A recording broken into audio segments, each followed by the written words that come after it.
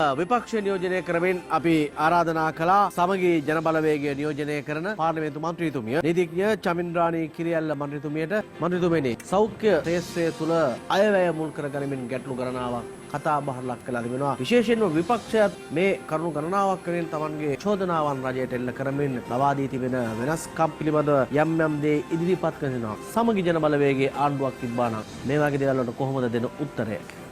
ඉතින් ඇත්තටම අද තියෙන ලොකුම ප්‍රශ්නය තමයි ඖෂධ හිඟයක් තියෙනවා අපේ රටේ. ඉතින් අනිවාර්යයෙන්ම ඒකට තමයි මම හිතන්නේ ප්‍රථමයෙන්ම අපි පියවර ගන්න ඕනේ. මොකද අපි දන්නවා අද වෙනකොට ඖෂධ 333ක හිඟයක් තියෙනවා අපේ රට තුල. ඉතින් විශේෂයෙන්ම රජයේ රෝහල් වලින් තමයි වැඩි වශයෙන් අපේ ජනතාව ඇත්තටම තියෙන ආර්ථික අර්බුදයත් එක්කම.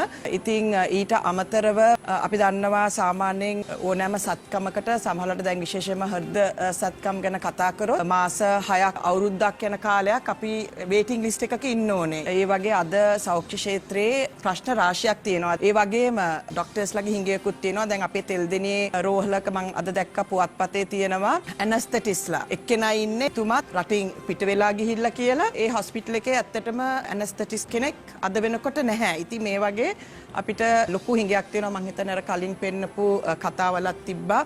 අද මම හිතන්නේ කාවිද ජයවර්ධන අපේ පාර්ලිමේන්තු මන්ත්‍රීතුමත් කිව්වා අද වෙනකොට වෛද්‍යවරුන් විශාල සංඛ්‍යාවක් රට හැර ගිහිල්ලා තියෙනවා. ඉතින් ඇත්තටම රජයක් වශයෙන් මම හිතන්නේ අපි ඉස්සෙල්ලාම බලන්නේ කොහොමද අපේ වෛද්‍යවරුන් ලංකාවේ රඳවගන්නේ කෙසේ යන්න අපි වැඩපිළිවෙලක් ක්‍රියාත්මක කරන්න ඕනේ. ඒ වගේම තමයි අපේ සාමාන්‍යයෙන් වෛද්‍යවරු හිඟයක් තියෙන නිසා අපි බලන්න ඕනේ අපේ රටේ වෛද්‍ය විද්‍යාල තව විවෘත කළා අපිට රටට අවශ්‍ය වන වෛද්‍යවරුන් සංඛ්‍යාවට සරිලන විදිහට වැඩ කටයුතු කරන්න ඕනේ ආණ්ඩුවක් වශයෙන්. දැන් ඔබතුමිය මේ වෙලාවේදී පාර්ලිමේන්තුව නියෝජනය කරන පළමු වතාව. හැබැයි ඒ කොහොම වුණත් ඔබතුමිය නියෝජනය කරන පක්ෂයේ තිබෙන දැන් මේ පක්ෂයට රජයක් ලැබුණ නැත්නම් හැබැයි යම් ආකාරයක ඔබේ බොහෝ දෙනා ඔබේ නායකතුමා ඇතුළු බොහෝ පිරිසක් රජය නියෝජනය කළා. රජයේ ප්‍රබලම චෝදනාව මේ ප්‍රශ්න අද මේ විදිහට උග්‍ර වෙලා තින්නේ ඒ කාලේ හරි උත්තර දීපු නැති නිසා කියලා. පැරණි රජය 2019 පෙර පැවති ආණ්ඩුව 2015 පටන් ගත්ත ආණ්ඩුව ගන්නකො. එතකොට ඔබතුමියගේ නායකතුමා විශේෂයෙන් මේ ඇතුළු පක්ෂයේ ගණනාවක් මන්ත්‍රීවරු හිටියා ඇමතිවරු වෙලා. ඔවුන් රජය පාලනය කළා. නමුත් ඒ කාලේ ලබා දීපු නැති උත්තර නිසා තමයි මේ ගැටලු ඇති වෙලා තියෙන එක රජයේ පාර්ශවයෙන් ප්‍රබල චෝදනාවක්. ඔව් ඉතින් මම හිතන්නේ රජයේ පාර්ශවයේ අවුරුදු 76ක් ගැන කතා කරනවා. ඉතින් අපිට කියන්න බෑ එක ආණ්ඩුවක් නිසාමත් මේ අද තියෙන තත්ත්වය ගැන අපි කතා කරන්න බෑ. ඉතින් ඇත්තටම ඒ කෙසේ වෙතත් ගිය මැතිවරණේ ජාතික ජනබලවේගයට ලොකු ජනවරමක් ලබා දුන්නේ. මොකද ඒගොල්ලන් පොරොන්දු වුණා ජනතාවට වෙනසක් ඇති කරනවා කියලා. ඉතින් ඒක නිසා දැන් ලොකු ජනවරමක් දීලා තිනවා. තුනෙන් දෙකට වඩා බලයක් දීලා තියෙනවා. පෙර කරපු ඒවා ගැන කතා නොකර ඉදිරියට ගියොත් හොඳයි. ලුත් ආණ්ඩුවක් පොරොන්දු වෙන විදියට ඉදිරියේදී මොකද්ද කරන්න පුළුවන් වෙනසක් තමයි අපි බලාපොරොත්තු වෙන්නේ. 76 ගැන දැන් කතා කරලා ඒගොල්ලන් අනිවාර්යයෙන්ම ආණ්ඩුවක් ලබා ගත්තා. ඉතින් මං හිතන්නේ ආණ්ඩුවේ තමයි ඉන්නේ ජාතික ජනබලවේගය.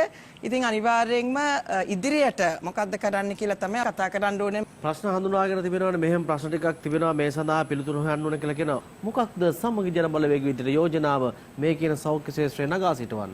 ඉතින් මං කිව්වා වගේ අපි විශේෂයෙන්ම යහපාලන ආණ්ඩුව කාලේදී පෞද්ගලික විශ්වවිද්‍යාල ගේන්න බැලුවා. සයිටම් එක තිබුණා. ඒ වගේම මට මතකයි මගේ පියා උසස් අධ්‍යාපන අමාත්‍යවරයා වශයෙන් මණිපාල් විශ්වවිද්‍යාලයත් එක්ක එකඟතාවයකට ඒ අවස්ථාවේ එළඹුණා. නමුත් විශේෂයෙන් මේ ජාතික ජනබලවේග JVP එක තිබුණ විරෝධතාවය නිසා ඒ කිසිවක් ඇත්තටම ඉදිරියට ගෙන යන්නට බැරි වුණා. ඉතින් ඒකම අපේ රටේ විදේශ විනිමය ගොඩක් පිටට යන ගතියක් තමයි තියෙන්නේ. මොකද අපේ රටේ ශිෂ්‍යාවන් විශාල සංඛ්‍යාවක් පිටරට ඉගෙනුම ලබන්න යනවා විශේෂයෙන්ම වෛද්‍ය විද්‍යාලවලට. ඉතින් මං හිතන්නේ අපේ මේ අද තියෙන ගැටලුවට එදා ඒ මණිපාල් වගේ හොඳ විශ්වවිද්‍යාල විවෘත කරා නම් මං හිතන්නේ අද අපේ මේ වෛද්‍යවරුන්ගේ හිඟ ගැටලුව ඇති වෙන්නේ නැහැ.